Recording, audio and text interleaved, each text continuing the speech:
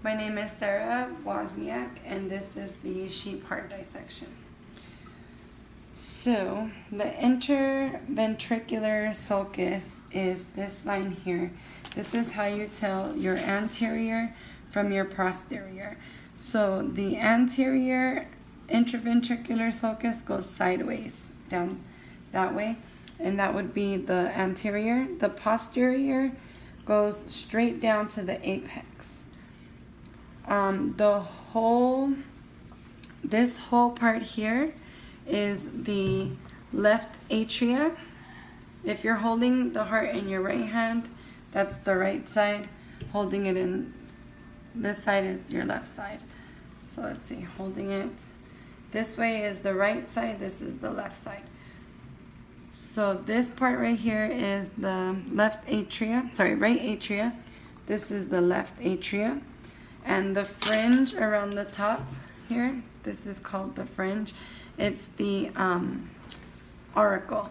So the atria is the actual chamber, and this fringe around the top is the auricle.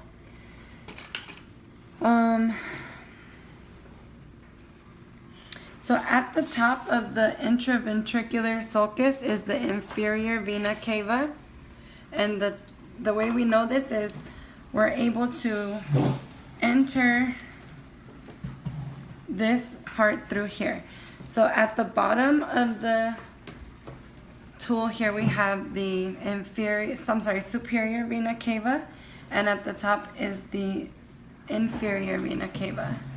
I'm sorry, I have that backwards. Can you guys stop moving around, please? I need to focus.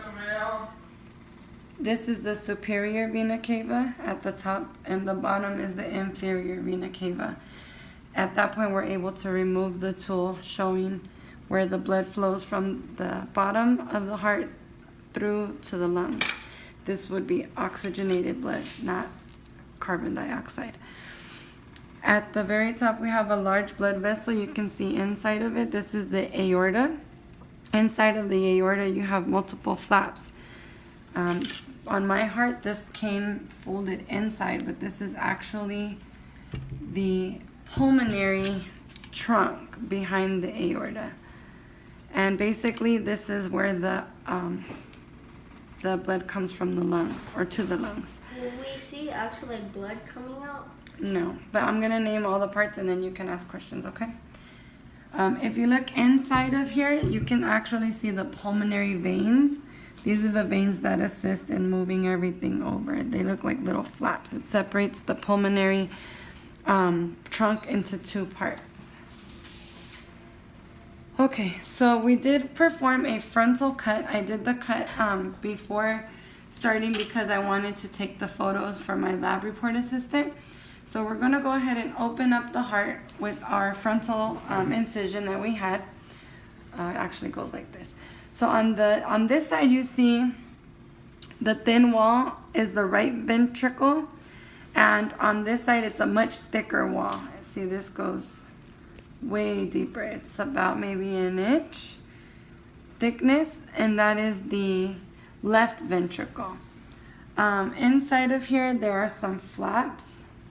And these are the bicuspid mitral valves. You hear people saying that they had mitral valve surgery. This is where they perform the surgery. So you can imagine doctors inside of the heart repairing this small little piece of flesh. Okay, so down here you're gonna see these cords. These are actually called, they're referred to as parachute cords. And the reason why is that they're the chordae tendini.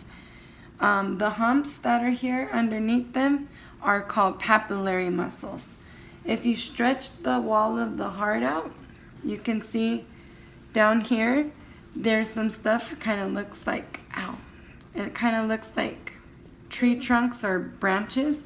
Those are called tuberculare carne, which means shreds of flesh. The ventricular septum is two chambers. It's here. It separates the two.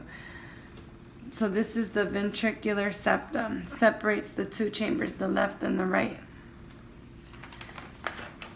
The tricuspid valves are above the right aorta. And at the very top through the trunk, like I said, you can see the pulmonary semilunar valves, which were inside of here. I don't know why mine is folded the wrong way.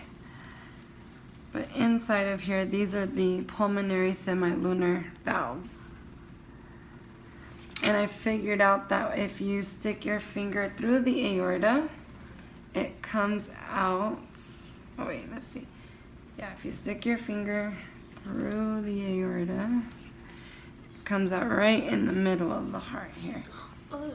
So you can see. Is that how it connects to like all the veins in your body and stuff? You can see that right through there. Okay. So that's just So like this is one. the anatomy of the heart. Thank you.